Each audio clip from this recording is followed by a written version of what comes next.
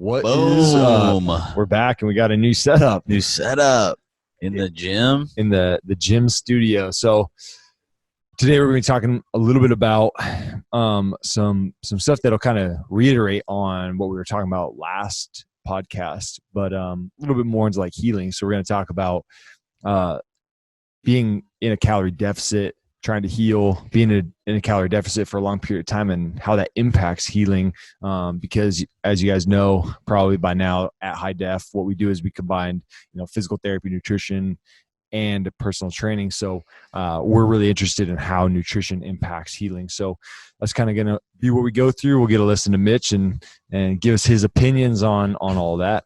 Well, I think we need to create this idea for people that you have to like pick what you're trying to go after, because I think people's issue is they're like, I want to heal my injury, I want to lose weight, and I want to get ripped. And it's like, we've got to like structure our plan to attack one thing first. Well, that's kind of how I was when I came to you, and I have some background in nutrition, obviously training. I was like, want to like everyone else, want to drop fat and I want to gain muscle. And it's like, at my training age, I don't know how you feel about this. I'm like, I've been training for quite a while, and it's like, maybe that's not possible because I have enough muscle mass right now, and I've been training for long enough that I'm not going to get that newbie gain, hypertrophy. Well, I would also take into account like what you're willing to do to get that, right? Because it will be harder for you. I would say it may be possible, but you would have to take so many specific measures, right? Like we'd have to specifically target the volume that you're working out. We'd have to and then you go back to like, what is it worth? Yeah. Like, do you want that, or do we just go about it in a way that you can actually live a life and get results from? Yeah. And that's kind of what we were talking about was like, I think I'd rather get leaner first and then just very slowly increase out of the calorie deficit, get to a neutral point, figure out where my set point is, and then try to go into a small calorie surplus of like 200, 300, 400 calories over a long period of time, just to try to slowly put on muscle, what they kind of call a clean bulk, which is just like trying to put on muscle. But yeah, I can see how it's hard. Like, I mean, I look more muscular probably now than I have, just because I've lost, 5 pounds or 6 pounds. So like, but it's not like we're not starving you either. Yeah. I'm not like so catabolic that I'm breaking down muscle tissue like left and right. I'm still like holding on to most of it. And one of the benefits is of like the amount of protein that you have me on is like, I'm going to be able to at least hold on to as much lean mass as I possibly can. And that's our goal. And that's a main reason we do that, is because, we're trying to cover our bases as much as we can. Yeah. Right. If we're going to be in that catabolic state, like at least let's give our body the amount of protein it needs and a little more to hopefully, take care of and preserve the muscle that we have.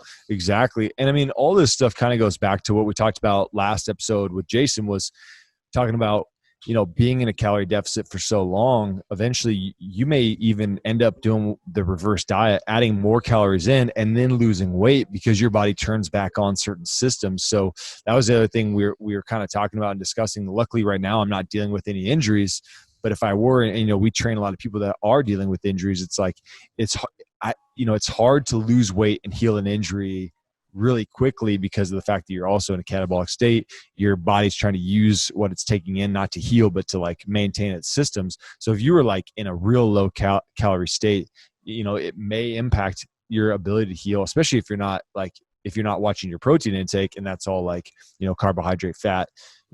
I wonder also people being in a calorie deficit for a really long period of time, like, some people put themselves in a calorie deficit essentially for years, or the yo-yo in and out of it, that causing injuries and breaking down. And that's kind of what we talked about last episode as well, is like coming out of your calorie deficit so you don't just continuously break down your body, and especially if you're working out hard. Yeah, well, it all comes down to stress, right? An injury is a stressor on your body. Not giving your body enough calories is a stressor on your body. Going to work and being stressed out is a stressor on your body, and then working out is a stressor. So if you got all 4, yeah, like that's going to be a tough one to combat. yeah. And it kind of shows, like, you know, what we were talking about with coronavirus going on and people being in lockdown, how we're like, this is kind of like your off season. And it has been for people. I think people have probably been eating a little bit more because they're at home. Like, it's more accessible. They're snacking more, and they're working out probably less hard. So this was like that natural off season for people. It kind of forced people into it. But I think coming out of this, it would be smart for people to take elements of what just went on. Like, you don't need to gain a bunch of weight to come out of calorie deficit, but, you know, like letting your body recover and rest. Cause, you know, I know a lot of recreational athletes who are just like going hard in the gym at their big box or their boutique workout class. And they're doing it every single day for a year straight, or, you know, like barely taking any days off just because they want to keep on pushing hard. But sometimes the body responds better if you take the foot off the gas for a little bit, let yourself recover, and then go back into that stuff. Well, I mean, you have to look at, like, number one, are you getting results? Like, if you're not getting results, then obviously something is not working right. Yeah.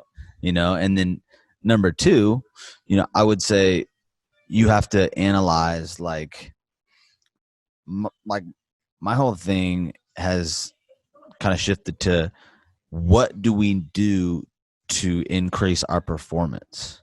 Because if we can increase our performance, typically that's going to then give us the result that we want in the back end, right? Yeah. So like, if you're trying to lose weight, you don't want to go into this super low calorie intake, because then you won't perform in the gym. Yeah. And you're not going to like it's not going to go together. Yeah. Versus, like, if you create this smaller calorie deficit and then also, you know, get your timing right so that you can crush it in the gym and perform at your best, then you're probably going to get that response that you actually want.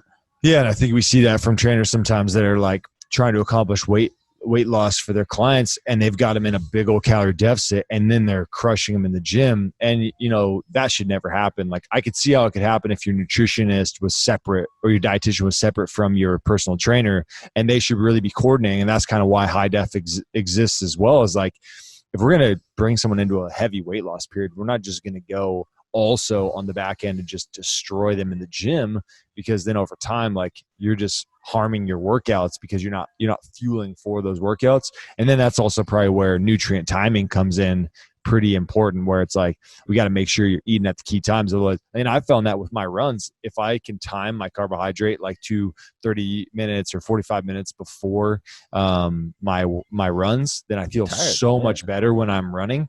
Otherwise, like, if I haven't eaten, I try to drink a little bit of water, or I just eat, or I don't eat, you know, within 3 hours, I'm just like half a mile in, I'm dead.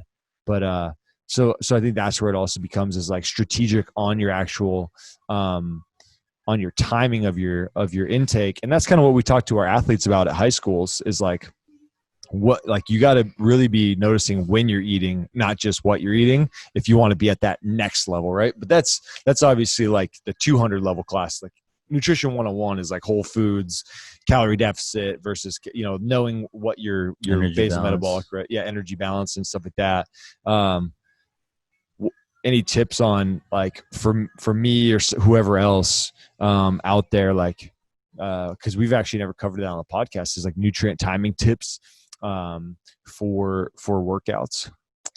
Well, before workout, you want to look at carbohydrate intake and protein intake. Yeah. So, it really depends on the person and what your workout's going to be. But I think a broad recommendation is, you know, around 20 to 30, 20 to 40 grams protein, and then anywhere from like 20 to, you know, depending on who it is and what you're about to go do, 20 to 80 grams of carbohydrate. You know, if you're going to smash a 2-hour workout, it's a lot different than a 30-minute. Especially if you're going to go 2 hours, you might even do something like intra workout. Yeah. Like some type of quick, like, gastric emptying carbohydrate. Mm-hmm. But you want to focus on protein and carbs and not necessarily a ton of fat, because the fat's going to be slow digesting, and that's going to sit in your stomach. But what I will say is, because I posted this TikTok basically I made this protein bowl, and I just eat it for breakfast. And I was like, in the caption, I was like, yeah, you could eat this before or after workout. Like, and this is my issue is then people are like, I put peanut butter in there. They're like, you can't eat fat before workout. I'm like, technically you can eat whatever the hell you want. Right. And number two, like, that's really going to come down to your preference. Oh yeah. Right. Like, oh, you're going to tell me that because I had that in my protein, like I'm like my workout's pointless. Like I think like there's always levels to it. Yeah. Because also, what if I personally, I'll max out, I'll eat the perfect by the book carbohydrates, protein. I still won't look like our athlete we just had in. Yeah, I know. Who doesn't eat at all or doesn't care anything. Like, so I'm like, well, man, that's where like I was talking with Eliza and she was like, how does he work out so much that you get so big? I'm like, it's not, some of that's not, when you see somebody, it's like some of that's genetics, like just purely. I'm like, dude, I work out a lot more. I try to watch what I eat, but it's like, I just can't get to that point. So that's the other thing is to compare yourself to those people. And that was the interesting thing that like I've been hearing lately too, is like, a lot of people want to compare themselves to people on like Instagram that are in these like, they're like in their lowest body fat. Of course, they're like, and this is what people don't realize. When these Instagram influencers get their pictures taken for their Instagram shots, these are professional photos taken with like lighting and, whatever. And they are literally dieting down to a photo shoot. This isn't just like these are professional bodybuilders. Yeah, this is getting ready. This is like them getting ready for a show. They're not just rolling out of bed and taking these pictures. Like, but then you roll out of bed, take this picture, and you're like, ah. Yeah, and they're really lean, and most of those people don't maintain that level of leanness. Dude, like we saw in the video yesterday. Yep. All his pictures, he's just chiseled and tanned and then you look at this one, you're like, oh. And I had never even thought about this until someone brought it up too, where it was like, they were like, yeah, most of the pictures you see from these IG celebrities is like, that's like 3 months out of the year. That's like their summer body. And they just recycle those photos. They don't show you their like off season form. They don't show you their physique unless they're using one of those like before and after, like, oh, like this is me and this is me doing pictures. Like they try to do those. Like there's a lot of Instagram celebrities that are doing that now where they're like before and after a workout. Or when they go like, or they try to be like noble when they're like, this is actually what I look like.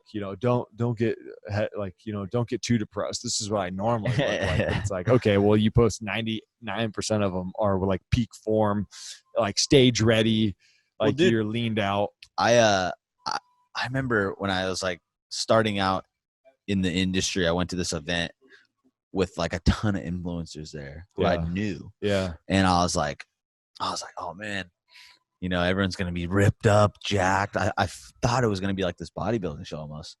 And I get there and I was like, dude, these people just look average as hell. Yeah. And I was just like, oh, I realized that like they had like, some of them had like bellies. Like, yeah. I was like, wow, this is how like you put on a show for Instagram.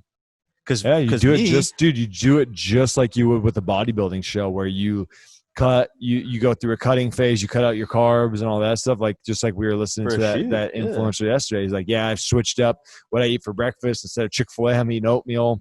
Yeah. Instead of these fries and chicken nuggets, I'm eating grilled chicken sandwiches. He's like, I'm just starting to slowly change to get to like that peak form. And then once they get there, they just do a bunch of photo shoots and all that stuff. Exactly. Until I had saw that, I thought they looked like that year round too. Oh yeah. And then you don't really think about it like that somebody would be so like concerned about how they present themselves that they would only show you like peak physical condition. But then it makes sense because like they're selling ads off of their physique. They're like almost their entire livelihood is off of their physique. And I go back and forth because my initial thought is like, I've always thought, man, like if you can't at the drop of a hat take your shirt off and feel good about what you see, like you're not doing it right. Yeah. And that's how I've always I'm sure felt. a lot of these people would look good comparatively, but yeah, they probably wouldn't feel good about themselves. And that gets into the whole like body issue. Also, like some of them didn't. Yeah. I was just like, let it go. Yeah. And but then I'm also like, there is merit to like getting everything out of your physique. Yeah. Time and time again, which I don't know. Over that time though, getting that low in body fat and like being a bodybuilder and getting stage ready is not healthy for your body. It like really jacks up. And if you don't have a smart dietitian or nutrition coach or nutritionist helping you come out of those like extreme deficits, you just end up with like tanked hormones. Like like bodybuilders that are taking like steroids, they end up with permanent damage to their hormones, where like any bodybuilder that comes out of like Arnold Classic is going to be on testosterone replacement for the rest of their life if they want any type of testosterone level, because they've literally just destroyed their ability to produce it. Yeah. But I mean, even though they're young, you can make the I mean, aside from the drugs part, but you can make that health argument for sports too. Oh, like for sure. It's not technically healthy to max your peak in a sport sometimes. Yeah, you know? Depending on what it is. Yeah, I would say like it's not like a 100-meter sprinter is not doing any like real damage to their body by getting super fast. But yeah, I agree. Like running marathons, like actually racing a marathon has not been shown to be very healthy for you. It's actually fairly damaging to your heart. And there's a lot of people who, like those ultra runners, they end up, you know, they don't live very long because they end up having real like enlargements of hearts and like thickening of their left ventricle and all sorts of stuff like that. That's obviously problematic and it's not healthy. So I think anytime you're on the extreme, it's not going to be healthy for you. And I think that's why I've always like our take is like fit for anything, because that doesn't mean you're the master at this one thing, but you should be able to like kind of like I said, like take your shirt off and feel good. But you should also be strong, and you should also be able to like not jog down the street and like be out of breath, you know? So that's why I think functional fitness is coming a long way, and it's becoming more and more popular. And a lot of people are like, I mean, that's why CrossFit kind of came up. And obviously there's some bad stuff in CrossFit now. Their image is not great, but like the original idea behind it was interesting, because it's like, oh yeah, you should be able to run a few miles. You should be able to do pull-ups and burpees. You should be able to like swim and bike, and you should be able to do all this stuff. And it's like, I think but they took it to the extreme, where I think like a backed down version of like, hey, today we're running. Hey, today we're lifting. Hey, today we're going to go for like a bike, or like we're going to do some body weight stuff. I think that is like where I think the fitness industry is kind of leaning towards, and it should go, because it's like functional fitness is the most important thing for the everyday person. Yeah. Like we don't need to power lift and lift a bunch of heavy weights. You just need to be able to like move your own body weight around, move well, and then you just need to move often. And that's kind of like, that's where I see the biggest benefit for like the average person. The problem is, I think most people are trying to apply themselves into the extremes, where it's like bodybuilding or like a lot of, remember, I don't know if it's not really as popular now, but like, I mean, probably 5 years ago, like everyone that we knew was doing shows. Like they were trying the women. Yeah. They were trying to become like, you know, figure competitors. Like, which is pretty cool. Big, but I mean, it gives you a goal to work towards your fitness on, but I don't know that it's the healthiest goal to have. You get real bad body image issues. And like, I feel like being a bodybuilder, the bodybuilders that I knew, men and women, didn't have a super healthy relationship with food at all. So, and it seemed like they were always chasing a better body, you know, and then like also like struggled afterwards because they didn't look like that anymore. Well, that's why I thought it was cool when you kind of talked about like, you're like, well, I don't really lift super heavy and I don't have to like maximize my diet right now because I'm kind of like at where I want to be at. And like that, being content with where you're at is like kind of the goal for everybody. But I feel like people keep on adjusting their marks so much because they're comparing themselves to everyone else around them. That's like, they're never going to attain it. So then they just live in a constant cycle of like not being able to get to their goal and feeling depressed about it. Yeah. And I think that like for me, you know, you just get exposed to so many different people where you're like I said, like our athlete today, you're like, I guess I could go try and chase and look like that, but like, what are we doing? What for? Yeah. You know, and then, because then you'll get like that. And then you'll see Ronnie Coleman and be like, oh man, you know, gotta get to the next level. Yeah. The next level. And that's how those guys get like bigorexia is what they call it. It's like, you just keep on wanting to get bigger and bigger, bigger, or the other way is slimmer and slimmer and slimmer. And for me, it's like, I want to be able to do more rather than aesthetics more. But I think you still have to get to that point that you want to be at, right? Because I remember at one point, like, I would always have to wear an undershirt because I felt too skinny. Really? Yeah. That's interesting. And then you get to a point where you're like good with it. Yeah. And so after that, you're like, now I want to like be able to move fast and quick. Yep. It's interesting. I think everyone's got something like that where they've got something that they're insecure with, but that's the kind of comfort in knowing is that like everybody has this thing that's going on. So you just got to kind of like be okay with it or address it, but trying to go to the extreme with it. Yeah. And I think it's healthy. Like we've always talked about, like to have something you want to shoot for, and that's going to drive how you want to like train for a bit, but you got to have that point where you're like good. And now you're just going towards like health. Yeah, for sure. I agree. Cool. Well, short podcast today. We've got the full video setup. Shout out to Dreamlapse Studios for setting up the entire equipment. We're going to link his site and his Instagram. He's been doing our videos. He's been doing our pictures and all that stuff. So if you like all the website shoots, if you like all the stuff that we've been putting up on our Instagram with us smashing weights, that's all Eric over at Dreamlapse Studios. So, give him a look, check out his stuff, and then we'll see you on the next podcast. All right. Take it easy. We're off to the Chaz. We're heading over to the Capitol Hill Autonomous Zone. We're going to vlog it. Let's maybe we'll podcast inside there. We'll see you next episode if we make it out of the Chaz. All right. Later.